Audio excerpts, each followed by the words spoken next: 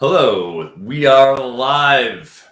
Myself, Eric Froton, my partner and co-host, Mike Bainbridge of the CFF site. It is letter winners for another Saturday morning. We'll be going over the relevant news and information that you may be interested in. So let's start off with our late-breaking DFS CFF lineup impact news.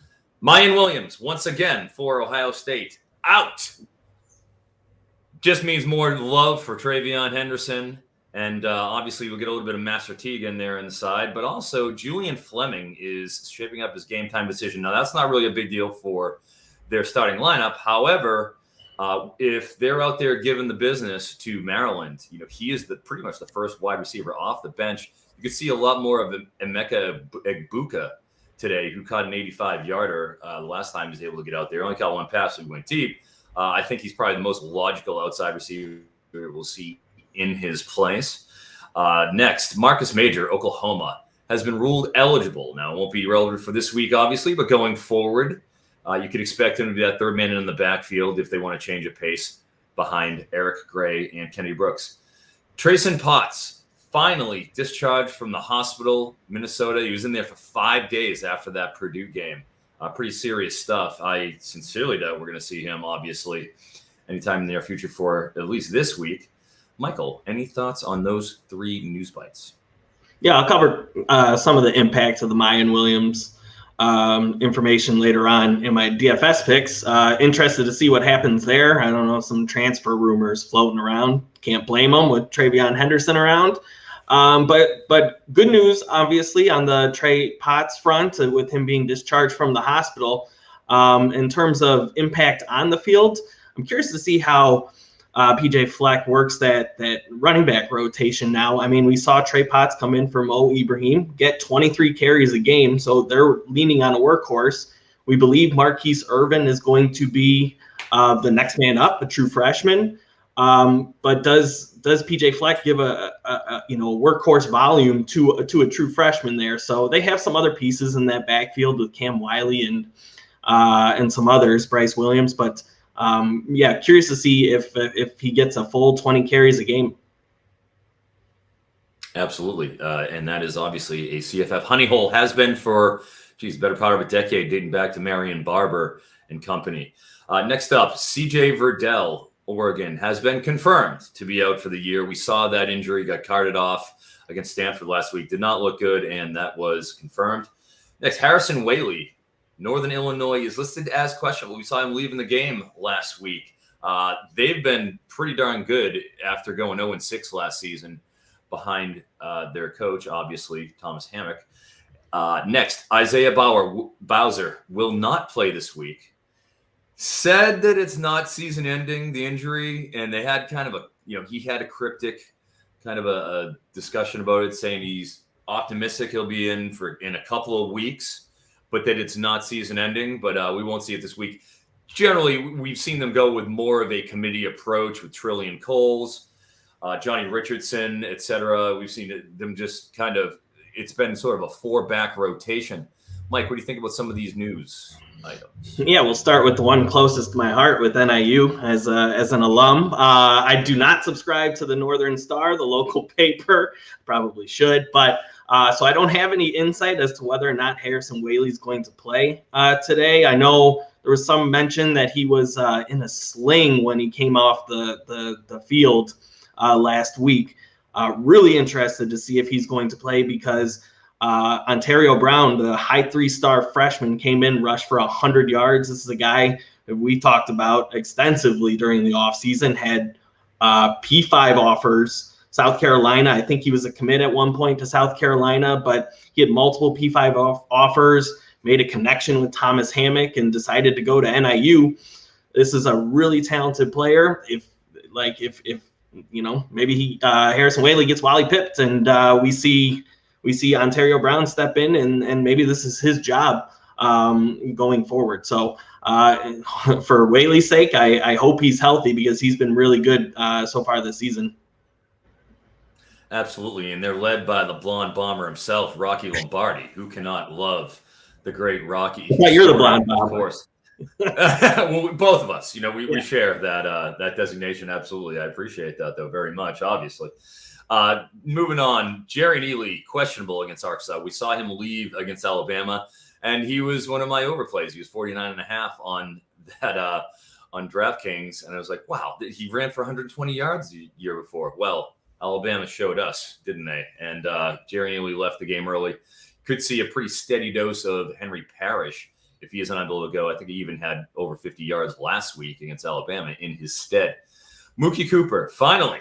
We've been waiting. Mookie Cooper is a guy we talked about a little bit in the offseason too, in terms of his potential. He looked great in the spring game, looked incredible in training camp. We heard all these great things about him, how he's going to take over that wide receiver room, but it's still been Kiki Chisholm, who still appears to be the number one guy there, and a little bit of Towski Dove, which is just an amazing name as well. So we'll see how that goes. And Mookie Cooper certainly has the potential to be an impact player. And lastly, Jaren Hall is feeling good from what he's saying. We're here. You have to decipher these reports coming out of the local areas, but seems confident about playing, and they have a big game against Boise State. They are 6-point favorites against the Broncos in Provo, Utah.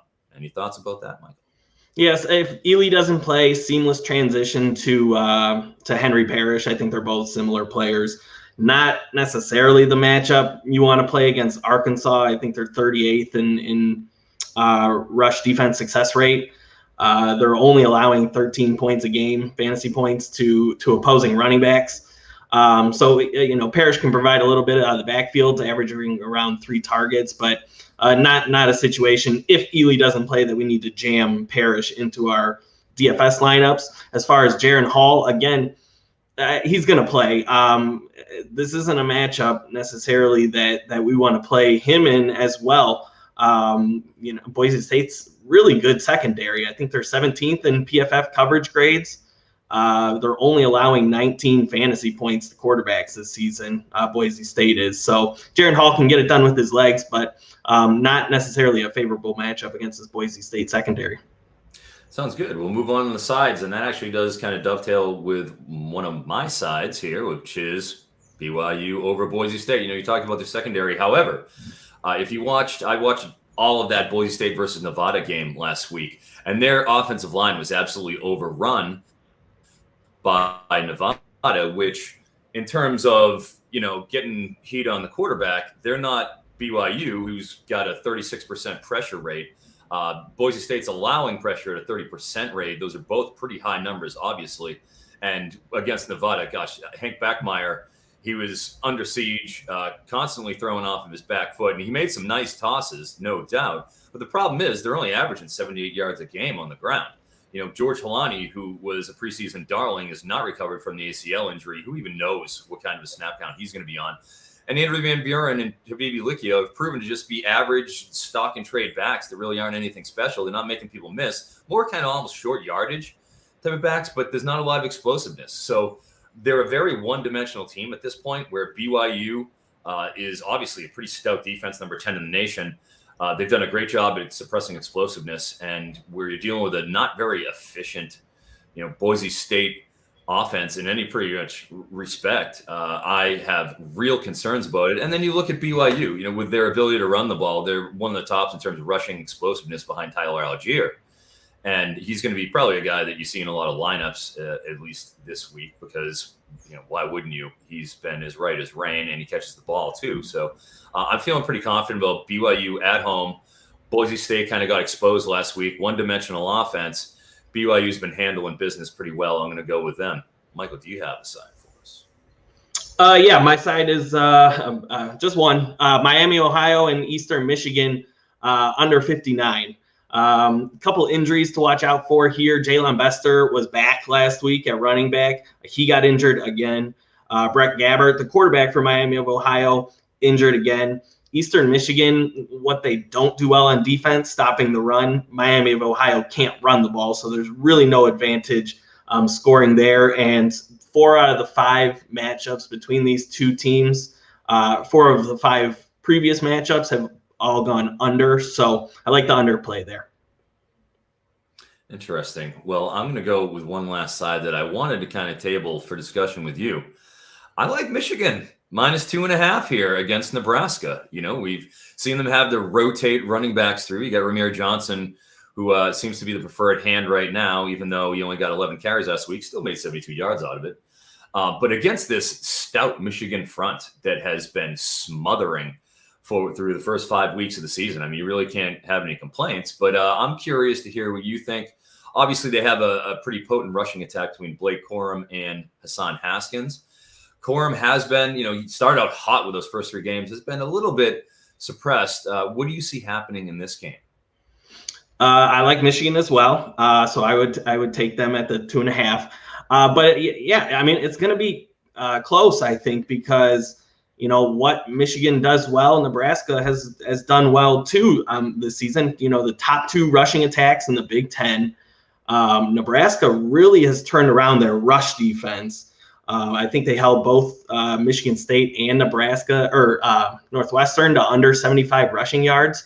So they're going to force Cade McNamara to make some throws. He proved he could last week. He's going to have to do it again in another road environment at night.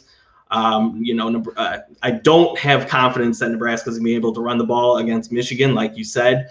The advanced metrics really like the Nebraska offensive line, but they get a lot of criticism, probably for their protection of Adrian Martinez. But yeah, I see a couple picks tonight, and Maize and Blue continue their undefeated streak at 6-0. Certainly, and with Cade McNamara, he's not a particularly efficient quarterback in terms of completion rate or anything like that, but they do almost have the, running it, and then they like to take those deep shots to Cornelius Johnson, and he caught 2 passes, but they both went for touchdowns last week, and both were, certainly at least outside of the 10. I think even one was outside of the 20-yard mark. He's proven to at least be a pretty good deep threat and be able to stretch the field, which is exactly what that offense needs, like you're saying, especially if they're not going to be as efficient. Not having Ronnie Bell, really hurts them. It'll certainly be interesting, and I'm believing in the Wolverines. So let's move over to the DFS side of thing. Core 2 plays for me on the main slate. I'm going to go with Garrett Wilson. He's been pretty reasonably priced all year at $6,800.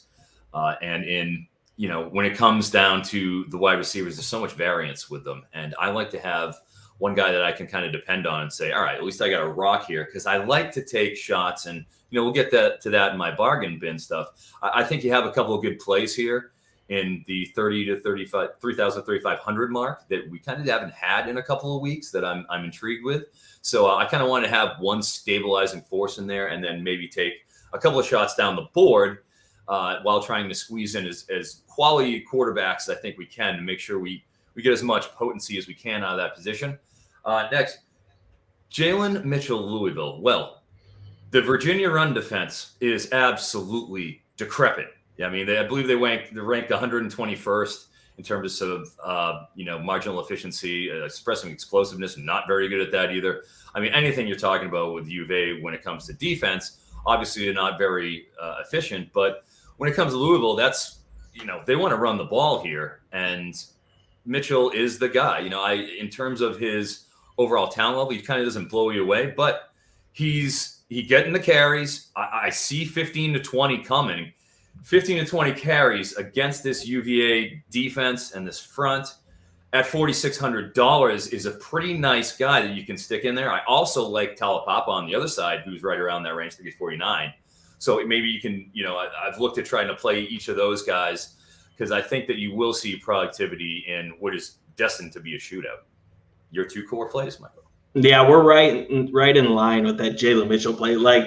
Again, you watch him, overly impressive? No. They've gotten TreVeyon Cooley, the freshman, a little bit more involved, so I'm a little tentative there, but against this defense at $4,600 is way too cheap, so you have to just find a way to get him in your lineup.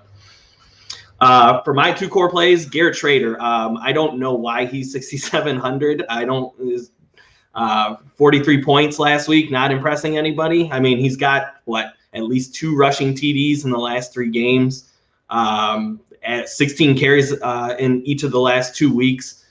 Wake Forest just gave up 208 yards to Louisville, so if we can get his similar volume on the ground and he can just throw one TD, he's smashing. So really like him this week as a dual threat, safe floor option at quarterback where we can spend up at some other positions. And then Khalil Shakir for Boise State. You touched on it with the BYU Boise State side. Boise State can't run the ball worth a damn, right? Their offensive line is absolutely putrid. I think we're going to get another 40-plus passing attempts from Hank Bachmeier this week. Game script sets up nicely for him. Can't run the football. You're 5.5-point underdog. So I think just the sheer volume is going to be there for Shakir. Struggling run game, maybe look to get him involved, a jet sweep here and there. So I really like Shakir this week. Yeah, 2 games ago, didn't he get? I think he got 6 or 7 carries because they basically had to get him the ball in any way possible because they simply couldn't mount any kind of a respectable running attack. We see Shakir getting 7 carries, like, oh wow, you really want to risk him. Yeah, the only concern there is Stephon Cobbs, who double-digit targets last week. Maybe that caps the upside with Shakir, but I mean, like I said, 40. They're going to throw it 40 times this week, so both Shakir and Cobbs could be valuable. Sure, and especially in a spot where they're probably going to be trailing, I think it's pretty reasonable to expect that they're going to have to. And like you said, Cobbs did do a nice job, but I noticed he was questionable. There's a question as to whether or not he'll play this week. So even that, talk about juicing up Shakir, why not in that point? And Garrett Shader. Hey, strange things happen in the Carrier Dome. Okay, we've all seen it. Syracuse, when they're at home, are a different team than they're on the road. There's something about that place that they play in that just teams going in wilt. And that's why you're not seeing a bigger spread than you kind of expect for a 5-0 Wake Forest team going to Syracuse because everybody's a little nervous and when's the letdown spot coming with Wake Forest? We know that's happening. Yeah, when's it going to be? Is this it? The Carrier? It makes sense. Getting in the bargain bin. Going back to that UVA game too, Rashawn Henry is priced at $3,300, and you saw him and Dontavian Wicks. Those are the 2 primary and secondary wide receivers in terms of the outside. You have Keaton Thompson, who's just that football player. They line him up all over the formation, but mostly in the slot or in the H-back almost in the backfield. Obviously, Billy Kemp is just a target hog. He is the slot receiver. He's going to be out there for every snap, but Rashawn Henry, in terms of the previous 2 games, last game he only got 4 looks. I believe he caught 1 pass, which is kind of an anomaly against Miami. But the 2 previous games, I think he got 8 targets and 9 targets.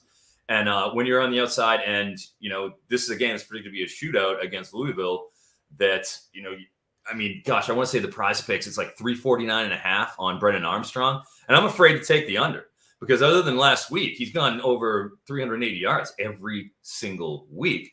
Somebody's going to catch those when you're on the field for the overwhelming majority of those snaps, like Henry is. He's going to get those deep looks down the sidelines. It only takes 1.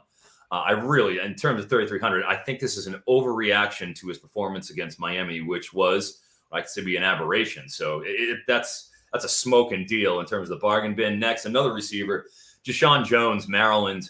It's just common sense at this point where Dante Demas, we saw what happened to him against Iowa, gruesome leg injury. He's going to be gone for the year, of course. With Jeshaun Jones, who, over the course of his Maryland career, even before Raheem Jarrett showed up, he made some incredible plays his freshman year and really showed out. He had a nice end around in terms of one of his first games, and he caught another bomb. Like, he has explosive potential, and he was getting a pretty good amount of targets. He was getting around 6 targets a game. On average for most of this season. You got to figure with Demas gone, they're going to have to generate offense somehow there through the air. I like Jeshaun just $3,500. I mean, it's a very reasonable investment, and that kind of gets into why I liked, going with Wilson as a stabilizing force, getting 1 good receiver out of that slate, and then trying to value play down the board. Michael, your bargain. My only hesitation with Jeshaun Jones is that he is going to be extremely popular in GPPs today. And as we saw last week, I think everybody was on Jaleel Billingsley and just, I don't know, whatever in the universe It just so happens that the cheap salary player that everybody is on busts for some reason. So again, no analysis with that. Just my only hesitation with that is he's going to have really high ownership in GPPs. For my bargain bins, I like Jadon Jackson for Ole Miss. We saw the Rebels rotate their receivers a little bit more without Jonathan Mingo in the lineup, but Jadon Jackson slid into Mingo's role on the outside against Alabama. So we know it's going to be a high volume passing attack for Ole Miss. So I think, he was tied for the team lead in targets last week. He could easily pay off that 3,600 salary.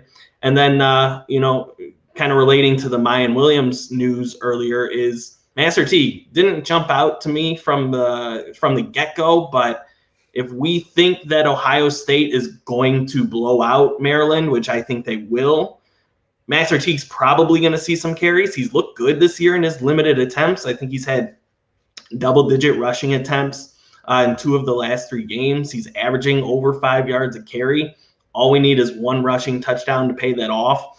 If you want to go heavy at the quarterback positions, try and jam in Malik Cunningham or a Brennan Armstrong into your lineups, you got to go cheap somewhere, right? So, maybe Master T can fall into the end zone. Fall into the end zone. I mean, that's a pretty good description of what we tend to running see style. Yeah. The 2 arms around the ball and just the boxy kind of frame. Yeah, there's not a lot of explosiveness there, but that's how it goes. In terms of the evening slate, I am going with Dustin Crum at $6,800. God, another guy in the preseason who he was top 10 quarterback in CFF, pretty much across the board. I think it would be consensus a top 10 guy. 5. Top 5. But as is always the case with the MAC teams and Kent State specifically, their off-season slate or their off-conference slate is just brutal. They start off with A&M, then they get Iowa, and they got Maryland. And it's like, you can't do anything with them for any of those games. And it's almost like last week, they beat Bowling Green 27-20. It was almost like a get-right game. We're seeing them doing a lot more running with Sean Lewis's flash-fast offense this year, as opposed to, they were slung the ball around a lot more last season, it seems. I know some of that has to do with, obviously, the competition level. Jeshaun Polk, I know you're kind of getting into, he has been hurt. He's kind of finally coming back and doing his thing. So I just think that where they're finally against Buffalo, they're in conference. $6,800 is a very reasonable price, considering it's the late slate and you have only 8 games to choose from. And this is one of the, it's not often you really get a tasty MAC matchup where there's a shortened slate. So I'm going to go with Dustin Crum. And I'm going on the other side, Quian Williams, Neon Quian for Buffalo. You've seen him against, and it's the same type of a thing, where against the upper echelon competition, he doesn't play as well. I mean, that's life in the MAC. But when they play against just regular teams, you see Keon Jackson and Quian Williams bringing it, especially against Western Michigan. He looked great. Old Dominion, absolutely. Give me more. At Wagner, the first game of the season. So now that they're not playing Coastal Carolina and Nebraska, Quian Williams at $6,000 in what I perceive to be kind of a light slate. It's either, you can pay $9,000 for Drake London, or you're going to make some concessions down the board. I like what I've seen out of Quian Williams just in terms of watching him on tape. And then at the same time, against the level of competition we're dealing with. And since Buffalo being, as mentioned, a MAC team, I'm going to go with that. Michael, core play for the evening. Yeah, one core play for me, and I think that kind of speaks to the slate. It's just going to be a lot of mixing and matching and seeing what pops. But, Brad Roberts, Air Force, just a volume hog in that backfield. Second in the country in rushing attempts per game at 23.5. Wyoming is I was the one that projected them a top 15 defense coming into the year, have not looked the part. Not against Connecticut. No, definitely not. You give up 20 points to Connecticut, you're a trash defense. They're Wyoming is allowing over 4 yards of carry on the year, 138 yards on the ground. So volume's going to be there. 6,700 is not not anything that you need to. It's a very reasonable price. So just hammer Brad Roberts in your lineups. Sounds good. Going to the bargain bin. Xavier Williams, again, Kent State here. Xavier Williams is one of the most elusive players in the MAC last year in terms of missed tackles forced and, elusiveness percentage. And he's getting double-digit carries in just about every game. I think the minimum is 8. And he's getting, between that 11 to 15 carry mark in what has become a more run-oriented offense for Kent State, as kind of mentioned. Their efficiency metrics, excellent. Passing, not so great. They're efficient. I mean, they're under 60% in terms of completion ratio for Crum. And I think that gets better, but at the same time, hey, Cooper is small. He's 5'6". He has a role, but so does Xavier Williams. So that's kind of a two-man backfield at $3,300. I think you could certainly see him punch one in like he did last week, maybe 60 yards, get him a couple of catches. I think you could see him around that 14-point mark. Is he going to go completely buck wild? Probably not. That's why he's priced at $3,300. And Taj Washington, USC, $4,000. Again, as I've discussed with the slate in the wide receiver front, not a lot that I really love, that I'm really excited by. And where you look at his teammates, as mentioned, Drake London's $9,000. Even Gary Bryant's priced ahead of him. He's been pretty good, but he's kind of been touchdown dependent. As opposed to Taj Washington, he's still getting 50-plus reps on the outside. He's doing the Tyler Vaughn's role in that offense. Former freshman All-American Memphis, and against a Utah team that wants to run the ball. I know you like Cam Rising a little bit, but why don't you tell us a little bit about your bargain bin and what you like, then goes into that Utah USC game. Yeah, if we're spending down on a quarterback, I don't mind Cam Rising at 5,300. Really cheap for a starting quarterback. He's shaky in his first start last week or 2 weeks ago. I think they had a bye week, but 137 passing yards wasn't great. USC's been a little Jekyll and Hyde in terms of defending the pass this year, but they are allowing 22 fantasy points to opposing quarterbacks this year. They're 120th in pass success rate, which stood out to me. And Cam Rising kind of similar to Jaren Hall in terms of, you could get 5, 7, 8 carries a game from him. So, he provides a floor with his rushing. So, if you're going cheap in the super flex, I think Cam Rising's a decent option. Not feeling great about my second one, but it's the wide receiver night slate. Yeah. You got to make some concessions. Jeshaun Polk, he was a top 50 college fantasy wide receiver for most of us coming into the year. I don't know about you, but I loved what I saw from him last year. Just jet quick. And maybe he's been hampered by the injury. Not maybe, he has been. But he did see 58 snaps last week, which was a season high. So, he splits reps a little bit in the middle of the field in the slot with Nakeem Johnson, but a guy that's super talented. We need to find value somewhere. This guy's capable of breaking off a big reception here. So I like Jeshaun Polk as a flyer. Yeah, what you kind of spoke to is he is a little bit small. I think he's like 5'8" or so. And, where Isaiah McCoy was so effective on the sideline routes, the back shoulders, just the straight goes, they haven't really discovered the guy who is filling that role yet, but we'll find out. We have the MAC schedule to get into. As far as prize picks, our promo code BETSPERTS for prize picks. Everybody's doing it. If you're in a state that has it, they have some incredible lines. Obviously we'll get into here. It feels like they're just kind of they're almost daring us to take overs on quarterbacks. Jadon DeLora, 208.5. This isn't Derek Garantano, okay? This isn't Cam Cooper. Jadon DeLore's looked pretty good when he's been out there. And obviously the Wazoo offense has its flaws, But they're playing an Oregon State team that has been fairly passive in terms of allowing, pass success rate. So I'm not too concerned about that. Obviously, I like Oregon State's offense too. I think you're going to see plenty of points here. 208.5 for a run and shoot offense. It's just daring you to take the over. I'm going to go with it. And Mikey Keene in his second start for UCF against an ECU team that gives up big plays. And that's what they do. But they hit big plays. I love ECU. There's such a strange contrast in that they're one of the worst teams, like bottom 120 or below in just about every efficiency metric, but they're number one in marginal explosiveness and like number two in ISO PPP and rushing, especially rushing with Keaton Mitchell.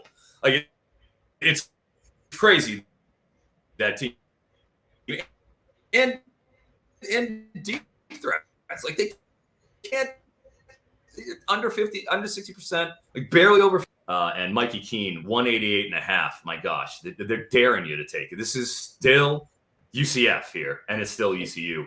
Michael, your favorite prize picks? Yeah, so this one's a risk of a DNP, kind of like what we had last week with Ulysses Bentley. But Prize Picks doesn't apparently know who the Navy starting quarterback is, or unless I missed it, but it's going to be Tai Lavatai, who played every snap last week. But that was the first time a Navy quarterback played every snap in a game this season. Okay. The head coaching staff the coaching staff wanted to settle on one guy. They did that last week. Okay. All we need is one snap, right, out of our line. And I mean, my God, the way that Navy runs the football with their quarterback, a helmet pops off, right? Tai Lavatai's got to come out for one play. And I mean, triple option, okay, right? They're not going to throw the ball. So it's a backup quarterback for a team that doesn't throw the ball. All we need is one snap from Xavier Arline, and we're golden there. So I love that play. Again, some risk involved there, but I mean, he'll find the field for one play at least, I think. And then Dustin Crum, we've covered Kent State extensively to this point. I have him over 19 fantasy points. Us at the CFF site projected 24.2 fantasy points. I do like the over on his passing yards as well, but I think the safer play is fantasy points just because Crum gives us so much with his legs on the ground. But yeah, so we have him projected 231 passing yards, 2.5 touchdowns, and 40 yards on the ground this week. So again, like the over in fantasy points and yardage, but I would play it safe with fantasy points. Yeah, and that rushing total could even be a little light. I mean, he rushed for 93 last game. It's that you could certainly go over on that. All right, we're going to wrap it up here. DraftKings, we'll go with 3 guys, and Michael and I are all on. So, I mean, we're riding with these guys. Noah Cain. He don't lie. Noah Cain. We saw him get taken over by Kevon Lee. He was much more effective last game, without a doubt. I don't think it's particularly close. He had 8 carries and he was over 50 yards. Noah Cain they gave him like 12 and he just hit 11. He didn't do anything with it. It's just simply Mike Yurcich doesn't want to run the ball anyways. He wants to throw against Iowa's front. Good luck. They're going to have to do what they do best, which is, hit Parker Washington and Jahan Dotson. Micah Bernard, 43.5, started out at 45.5, went down. Obviously, anybody who watched the Utah game knows he went out after being completely ineffective. He's listed as questionable. He has a shoulder injury. And in comes TJ Pleasure, who hits a home run, 10 carries, like 112 yards and a home run. And, I mean, he looked great. He's not huge. He's like that 5'9", 195. But, listen, we saw Tavion Thomas do it week 1. Then Bernard took over, where he went wild against Washington. And now here we are now in the TJ Pleasure. Who knows what's going to happen in that Utah backfield? But I do know when you got a guy who's banged up already in Bernard, and he already is sort of on the short side of the most recent production, I'm taking that under. Give it to me, 43.5. And then last, TreVeyon Henderson, 72.5 over under. It's like they're daring us on DraftKings, like daring us with TreVeyon. He's 92.5 on Prize Picks. That's what he should be. 72.5 on DraftKings. Give me the over.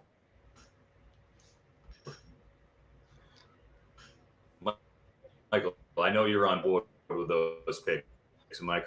Yeah, I would. Even if Noah Cain was getting full 20 carries, I still would like him under 46.5.